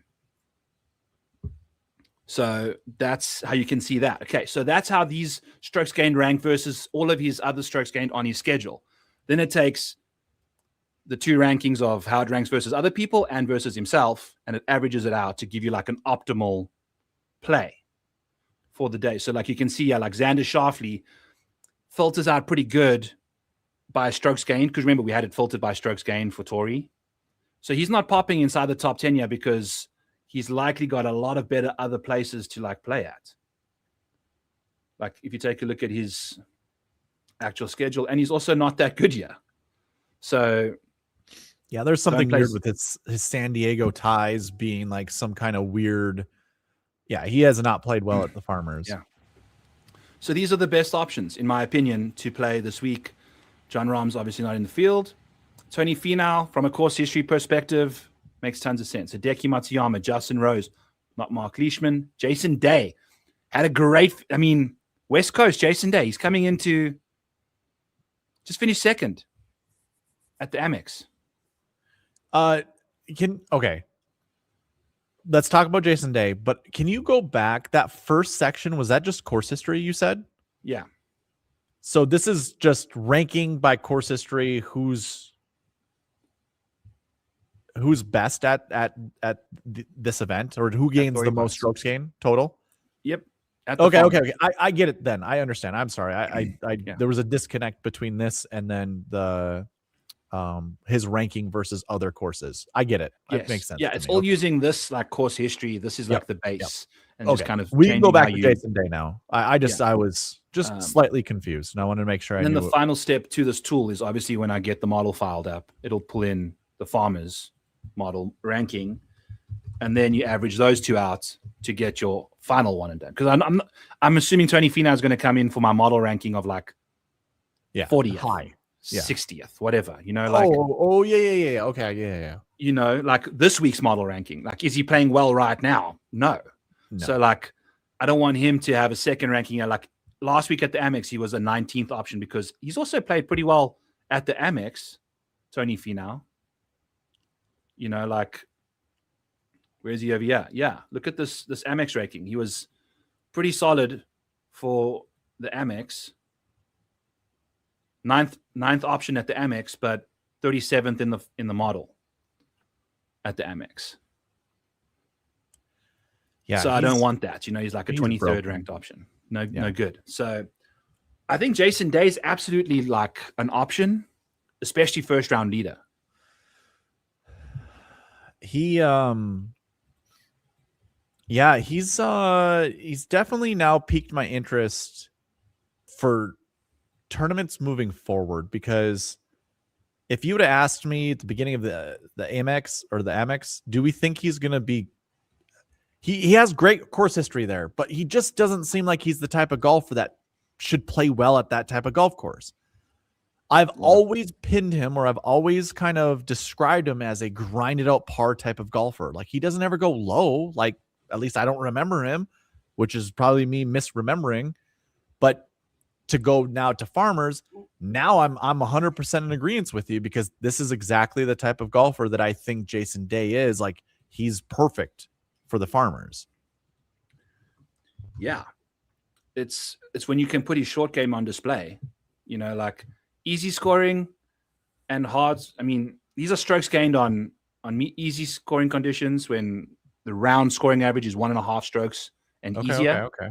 Medium is half a stroke to 1.5 strokes under par. Hellish is even par to half a stroke under par, and then hard is half a stroke to half a. Hellish, oh god, there was a problem. Hellish is over par. Hard is what's between Hellish and medium. So I got you. So he does well on those, but you know, like. So then I must just completely ignore like tournaments like the American Express when it comes to Jason Day, because I don't know. It wasn't until this year that I really looked and saw that, holy crap, like Jason Day is coming in with like a couple top 5 finishes at the American Express. Where was I? Like, how did I like not see that in the past or whatever? And so, okay. Just to come full circle back to the Farmers, I think he's just a no-brainer to pick for the Farmers. Yeah, I think so too, dude. If you were fortunate enough to pick him for the American Express to get he got second place, didn't he? Was he? Yeah, but it was tied second. That's like basically a top 4 probably payout. I think that's got to be a victory. You got to think of that as a victory because you're not picking Scottie Scheffler at the American Express because you want Scottie Scheffler at a signature event. Yeah, that was the top payout, probably. Right, exactly. You know? Right. That's honestly my strategy for the American Express was to pick an irrelevant golfer that had a chance to win, but also didn't have a chance to win. Like Tom Hoagie, which I told Kenny I was going to do, and then he told me not to and play Sam Burns, and Tom Hoagie kicked Sam Burns' ass this week. I went with Vince Whaley, who was the first round leader. Oh my God. Where did he even land up finishing? Not very good. He shot 7 under day one and he finished 7 under for the tournament. Oh my God. Yeah. I was almost counting my money after day one. I was like, yeah, this is awesome. All right. Per course, Darbo. Yep. Because we got the 2 different courses out here. We've got Torrey North and Torrey South. Correct. Torrey South plays ridiculously difficult. Well over par. Torrey North, usually a lot easier. Unless you take a look at the Farmers from last year where for like the first time ever, I think the scoring on the North course was harder than the scoring on the South course. So it like completely boned like half the field who got the worst conditions both days last year. That's right. Yep. So thoughts on what you see on the screen here? I mean, I am very interested, despite his bad course history. I do think Xander's going to break through at his home course, basically. Like, so to see him up there with the South course, like that entices me quite a bit. I like Xander. That's probably his bugaboo, right? I mean, like, where's his North course? The hell is his North course stuff? You might have to just filter by his name, right? I know. I hate it when I do this. I go like you just commit too deep. It's because also it's like he can't be that far away. He is. He's like 133rd out of what? We've got how many people? How many events? How many people is this worth of? 214. It's middle of the pack, dude. And the silver lining there is he only has to play that one day once, but he's basically losing ground pretty much every time. Okay, here's a perfect listen, this is what I'll say. This is a perfect the whole strokes gain conversation we've always had, or that I've always had with you. That minus 2.3, we could probably just pretend it's not there. And then just use the other 3. Sure. And it's not bad. Like minus 0.6 isn't great. Let's be real. No. But that was also because it was windy, right? That might be the wind round. This is chronological from oldest to 2021. Oh, I'm sorry. I could probably thank you for actually reminding me that. So dumbasses like you in the Discord, I don't have to. Just kidding. Okay. My bad. So, yeah. My bad. I mean, that's super interesting that he's like remarkably worse. Like remarkably worse. So like, I think if you're playing Xander, you almost like want to wait till he goes. If you want to be cute and he starts on the North course, then bet him after that, or play him like after that. I think we just got to ignore the minus 2.3. That's an anomaly. It is, but even the ones that aren't the anomalies in the North course are like they're the worst round he has on the South course. His best rounds on the North. Like, yeah, but the same could be said for like a multitude of people that I was using very limited sample sizes for La Quinta and the Nicholas tournament course, and then they just go and blow the socks off of them. Can you unfilter Xander? And then can we filter by 2023 and 2021? Was it round 1? I think it was. Because I think that was what Xander's North course was. And I don't want to, if that's too difficult to show. In 2021 or 2023? Well, it's 2023 round 1. I forget what it was in 2021. I don't think it was round 1 in 2020. And we were looking for in 2023 round 1, it's the worst. Look for the worst, because this is where Xander should be. There he is, right there. Yeah. So who was the best? Andrew Novak, 6.2. Okay. Sam Novak, Stevens, Aaron Rye. So yeah, so what I'm looking for is if there's a really high number, and that kind of looks like a high number, but not the highest that's on the sheet, 6.2. Because if the stroke gain stats are like really like, polarizing, where it's like really high and really low, and Xander's at minus 2.3. Yeah. In my opinion, that's not as bad as if it was scrunched and he's like on, the low end of, but I don't know. Like, I guess I just can't tell from that. That is pretty bad still. It's pretty bad. It's not good. Like on that course, it's weird. It's very weird. Some other names while I look here, I don't see anything. Womp womp. Why didn't they release it tonight, man? What do you, the odds? Yeah. Usually they do. Chris got her up. Geez, of course she's going to show up at the North course. Gained 6.2 strokes there. I mean, does he go and dominate this week again? Dude. That looks, yes. Sign me up, dude. For him? Yeah. And Aldrich. I'll be back at Aldrich. Even with the freaking change of clubs. Oh, what did he go to? PXG. I know.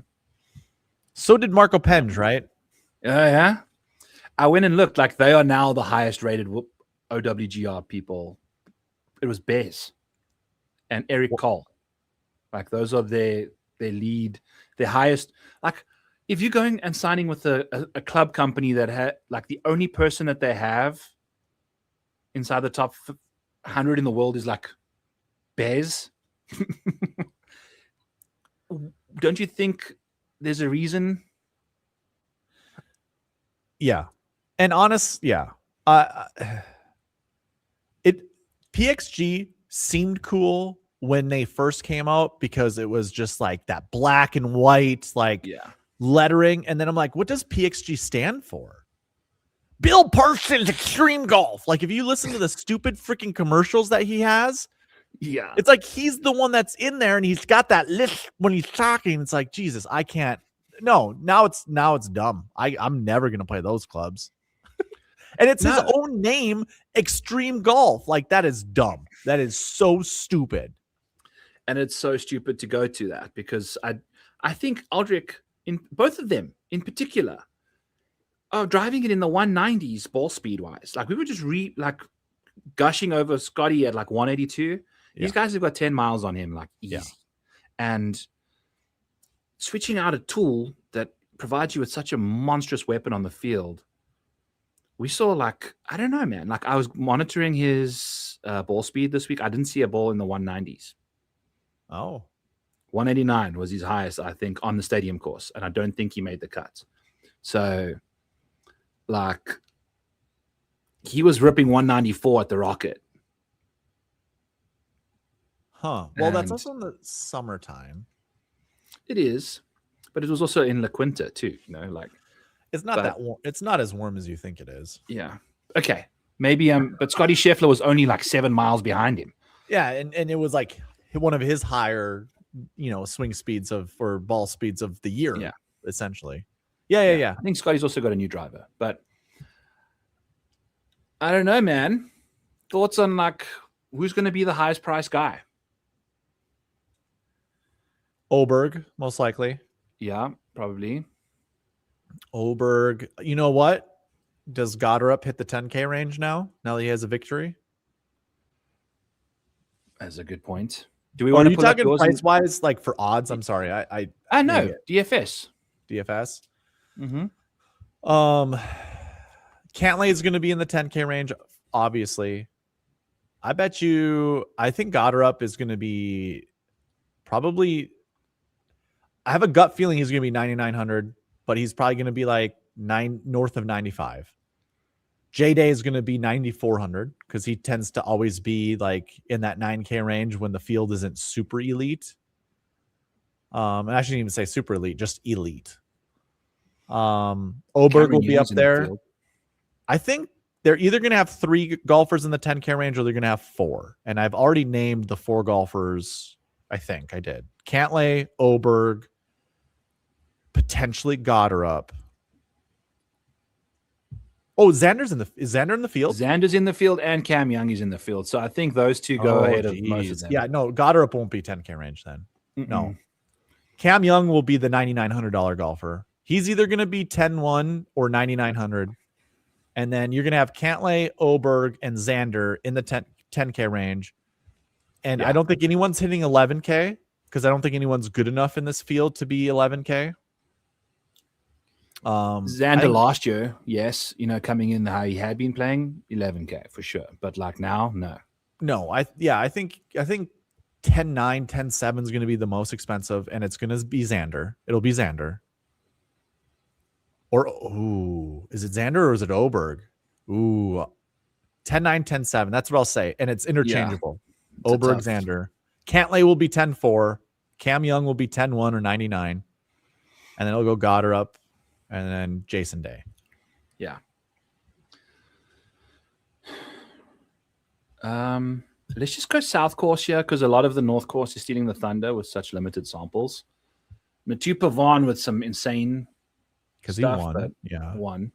Akshay, but I think this could be a spot for Akshay to kind of bust out of his slump, dude. Like he needs a West Coast swing desperately. What's his bugaboo right now? I don't know. He's putting. Like,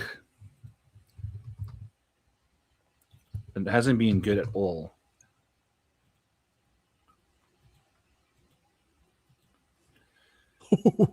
What happened with +6? Yeah, no, he had a moment on 7 and 9 and 10. If you go follow my Twitter account, I've got it on there. Do we want to watch it? Go for it. Yeah. Okay, we'll put it up. Yeah. It was intense, dude. He hit so many bad shots in a row. I don't think I have the audio type that's going to play for it, but it's.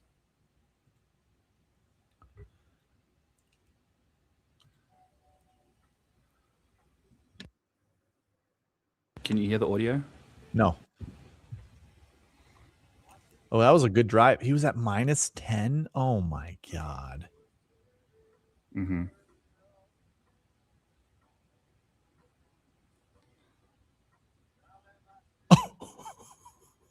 Yeah, this is Jimmy Buffett right now, by the way. I'm trying to get he hit in the water again? Again.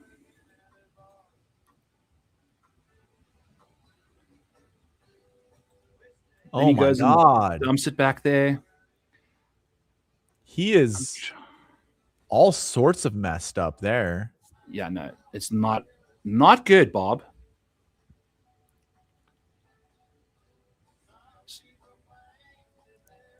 Like, misses that, and then we go to the next hole. There's him putting. But the music, I'm trying to find how to play the music to you. Were you doing the one song? I'm trying to like circus song. Here he goes. Yeah, now. Ooh, that's all over the place. He's missing right and he's missing left. In a 2-hole stretch. So you're saying it's putting. I'm seeing like this is. Oh, well, this was just these 2 holes. You know. Oh, my God. The water again? Again. I have no idea how to put the audio, sorry. But yeah. So, tough scenes for Akshay, man. Yeah, that's awful. That's not even like I'm going to go for it. Like, you know how some people find the water and then they press and then they have to, like, they're trying to catch the strokes that they just lost, basically, like gain the strokes they just lost. Yeah. That's not even that. That is playing fine. He was up until that point. Whatever happened on hole 9 and hole, Jesus Christ. I know. But hopefully that helps us with like Akshay this week. I think he's got a good crack at this week, given how he's been driving it, you know, like the last he's been hitting it well, dude. Yeah, you kind of actually just reminded me, like those things we just have to let go because like that's uncharacteristic, and it's Yeah, it's most late for likely you. not going to happen again. No, What did you- and there's no water here for that to happen again. Oh, good call. Good call. Yeah, good call. You know, so Cool. good, Well, buddy. we're at our 2-hour mark. I think this is everything we needed to do, right? I was excited to chat about some more bets and stuff, but I really want to like get you. I know Minnesota, you can't bet there, right? I can't. No. Yeah. I could go through you. I can get you. I could do offshore stuff too. Yeah. Cool. Awesome. So, but we can what's talk going on odds for you at this any week? point in time, Byron. Honestly, we can talk odds because like that's just a strategy thing, anyways. And even though I'm not betting, it doesn't mean I can't, provide advice or whatever. Some questions. Let's answer some questions as we get out of here. Yeah. Are we expecting JT to be back by the Masters? And if so, what shape will he be in? From what I understand, he's planning on trying to make it back for one of the events in the Florida Swing. From what he's mentioned online. So definitely, I think he's probably going to try and make it for the Players. Maybe that might even be his like debut. I don't know. I don't see him like playing Bay Hill with a bad back at all. That just doesn't seem right to me. Oh God, I don't even know what what kind of surgery did he get? Like a lower back spinal. It's spinal. It was spinal. I know that. I'm just quoting Mike Tyson after he broke his neck in the ring, and then got interviewed, and they said, "What's wrong with you?" He's like, "I broke my back." You broke your back? Yeah, it's spinal. My neck is broken. That's right. I forgot.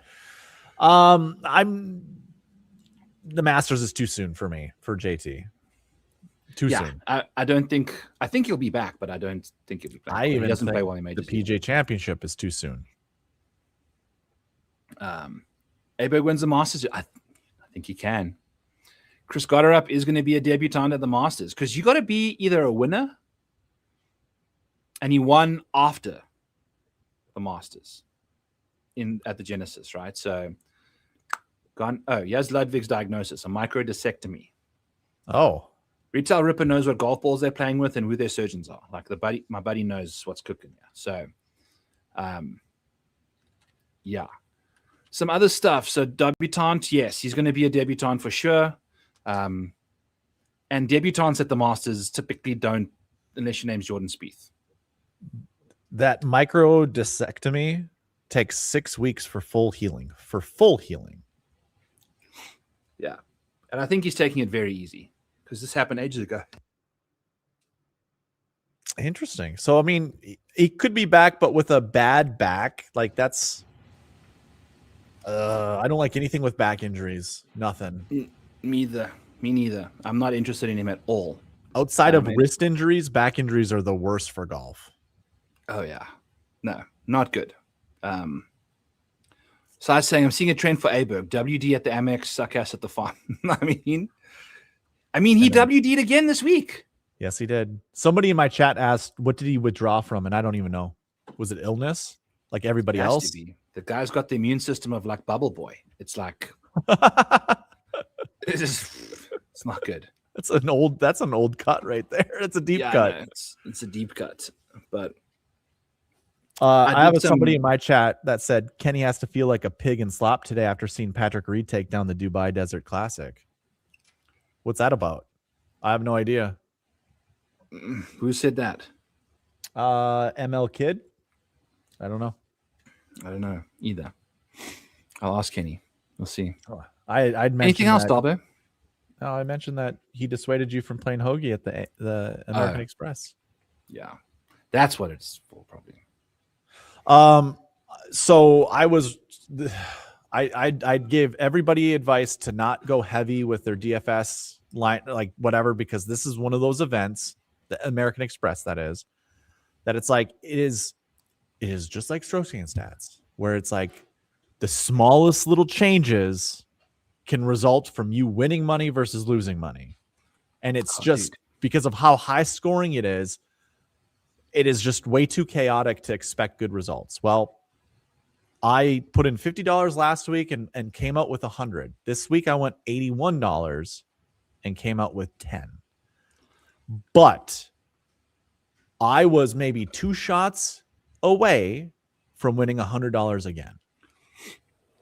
So like the process is good. And this is where I'm kind of going to segue to this. I think you and I are going to have a good year this year when it comes to like, it's just our process and how we do stuff is so close to, you know, making us good money.